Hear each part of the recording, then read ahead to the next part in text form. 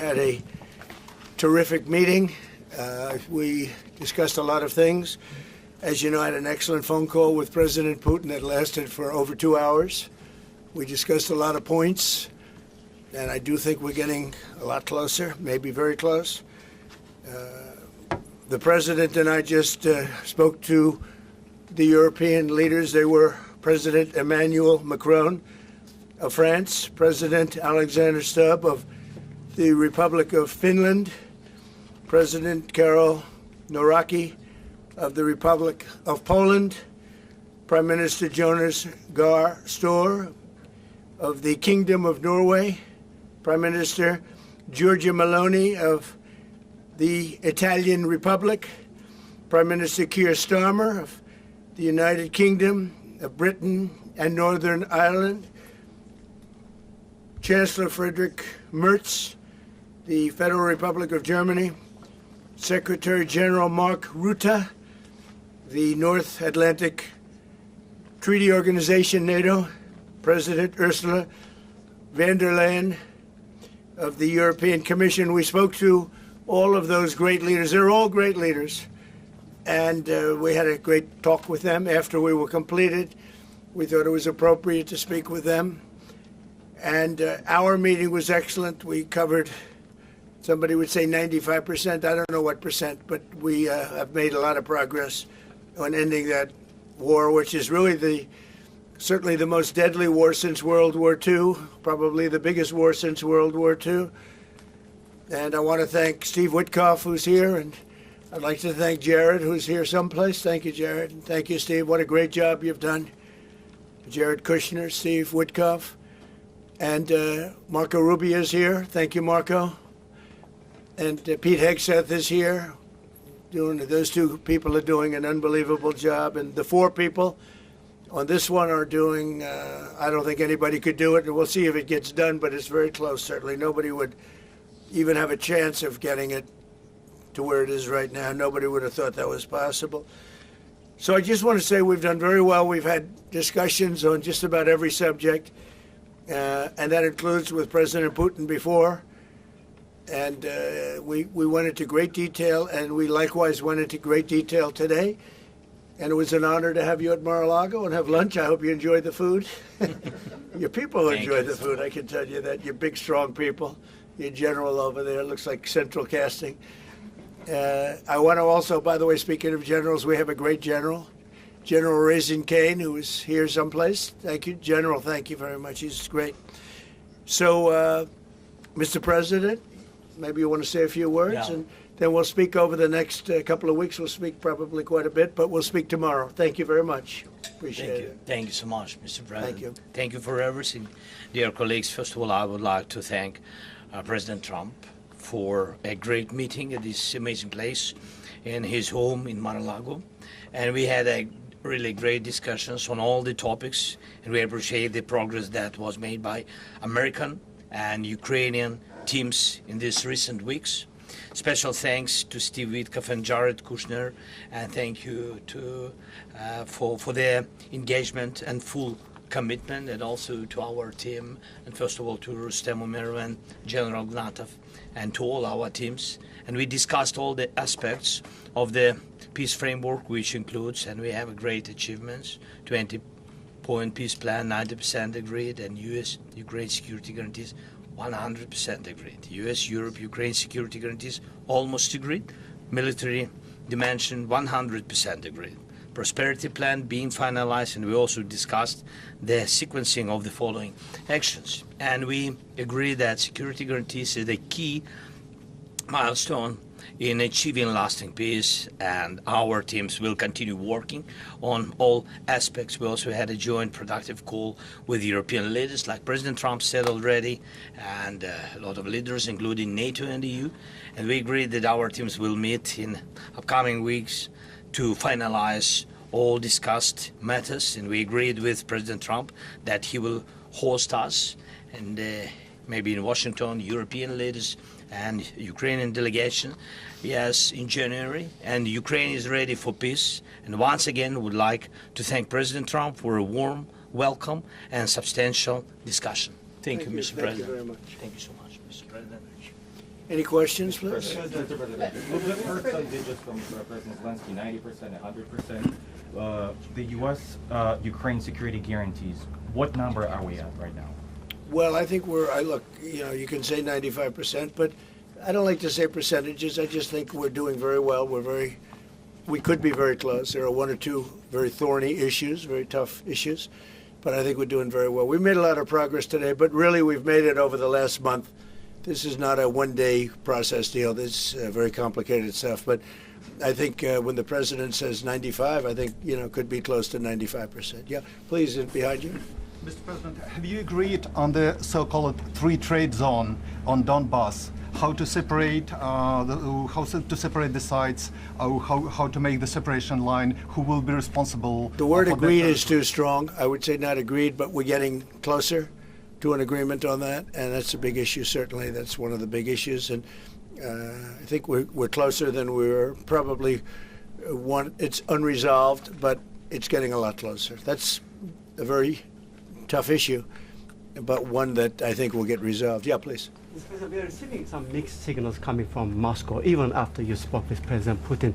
Can you assure us that you have received written or any formal response from them? Well, what was the issue? You have to tell me. What did they say? So they are telling that Ukraine has to give up Donbass. Just a very recent statement coming out. Well, that's what they've been asking for, and there's a dispute about that. So they're going to have to iron that out. That's an issue they have to iron out.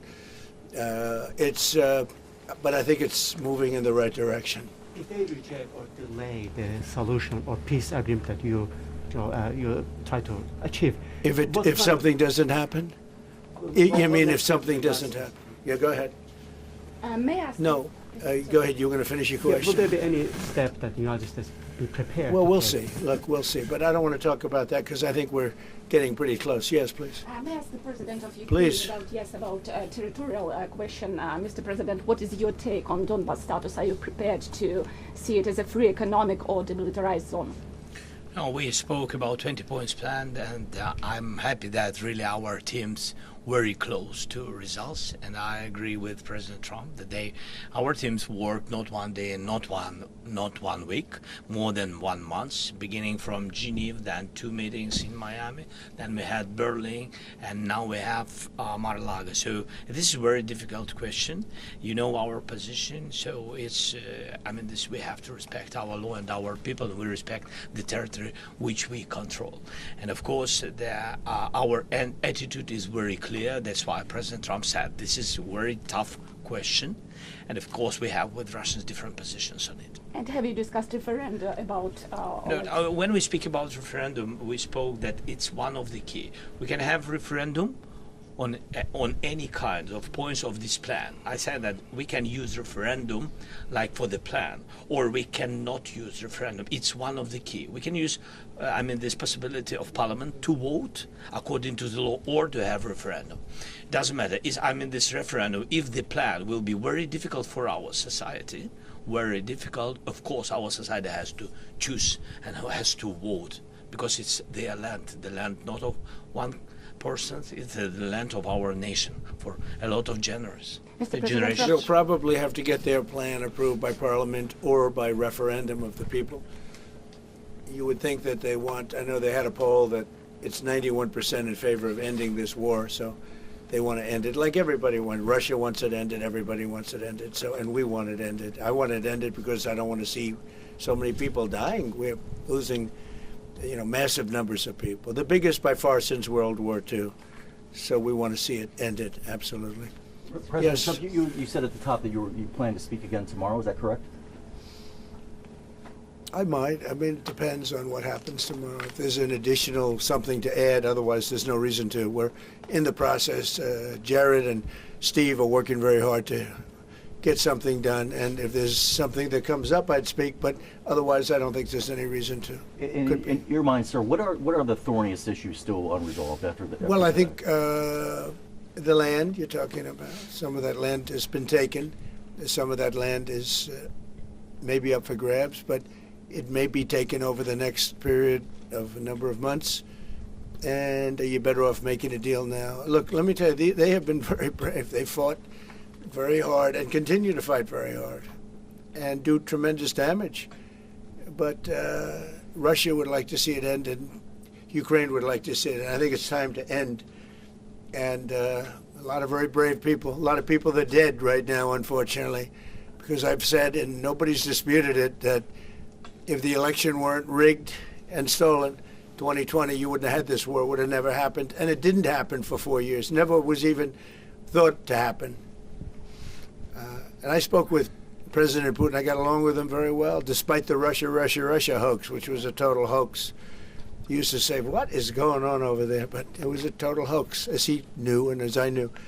But I spoke to him, and we'd talk about Ukraine. I've said it before. It was the apple of his eye, but he wasn't going to do anything about it. He didn't do anything about it until I was gone, and then a lot of really bad statements were made by people, by a lot of people, I guess, but by a certain president that we had who was a disaster. Mr. Yes. President, do you anticipate going to Ukraine if you can get to an agreement? And I know I you have said no problem earlier, with doing it. You know, I have no problem with doing it. Don't anticipate it. Would like to get the deal done and not necessarily have to go. I've offered to go and speak to their parliament. And, you know, if that would help, I don't know if that would help. I think it would probably help, but I don't even know if that's... You're welcome. Yeah, no, I know. Always. So I'm not sure that it would be really necessary. But if it would help save 25,000 lives a month or whatever it may be, I would certainly be willing to do that. Yeah, please. Mr. President. No, behind you. And how about Where are you from? from Ukraine? Good, I had a feeling. Public broadcaster. Good. And how about Zaporizhzhia nuclear plant? Have you discussed this question? On what? Zaporizhzhia nuclear plant. Yeah, we discussed that at length today. As you know, it's in pretty good shape. It can start up immediately, almost immediately. And it's one of the things I discussed with President Putin. And they were talking about the nuclear plant. It's probably the biggest in the world, just about the biggest anywhere in the world. Can you believe that? And President Putin's actually working with Ukraine on getting it open. He's been very good in that sense. He wants to see that open. And he hasn't hit it with missiles, hasn't hit it with anything. It's a big danger to do that for everybody. But they're working together to try and get it. It can open very quickly. It's in pretty good shape. And the people there have been there for years. The people there running it. You know, they have 5,000 people in that plant. Can you believe it? I learned that today. 5,000 people. It's the biggest plant of its kind in the world. And they're working together to get it opened. They could maybe get it open quickly. That's a big step when he's not bombing that plant. It's a big step.